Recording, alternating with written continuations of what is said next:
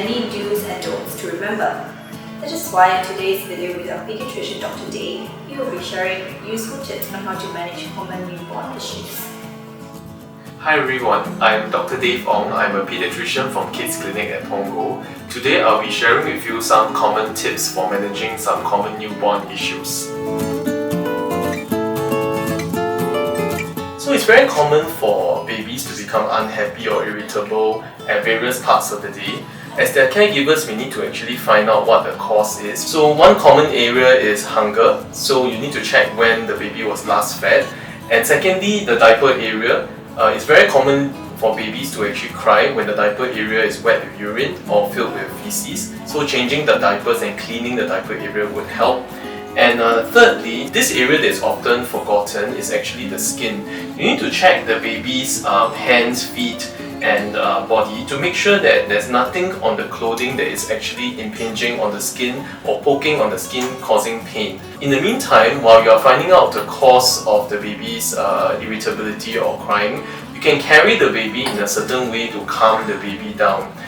So this is one of the ways to carry the baby by tilting about 30 to 45 degrees, okay, and then gently rocking the baby vertically up and down. This tends to make the baby calm and happier. First and foremost, the temperature of the newborn must be taken properly and accurately.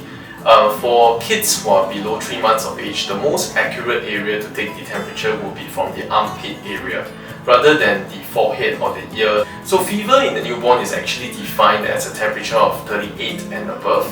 Alright, and whenever the temperature is 37.5 degrees Celsius and above, it means that a fever might be coming.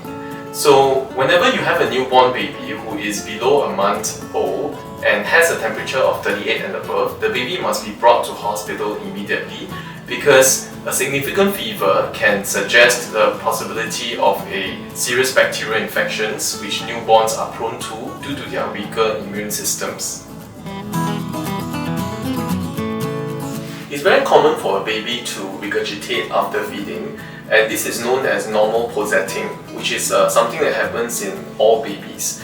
Sometimes some babies can actually regurgitate a lot more or even have projectile vomiting, which could actually be contributed by this condition called gastroesophageal reflux, otherwise known as reflux in babies, and this is also very common as well.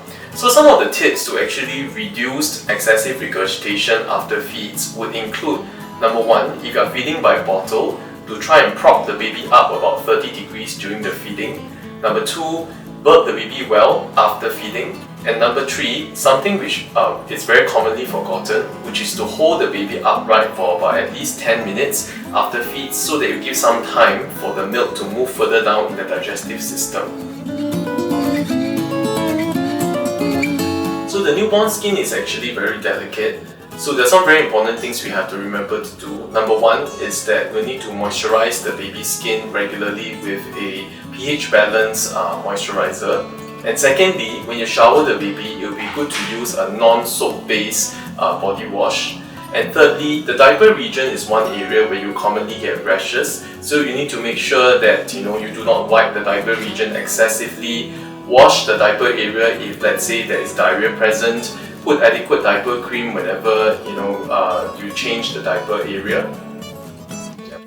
So there you go, mummies and daddies. You're now better equipped to handle common newborn issues.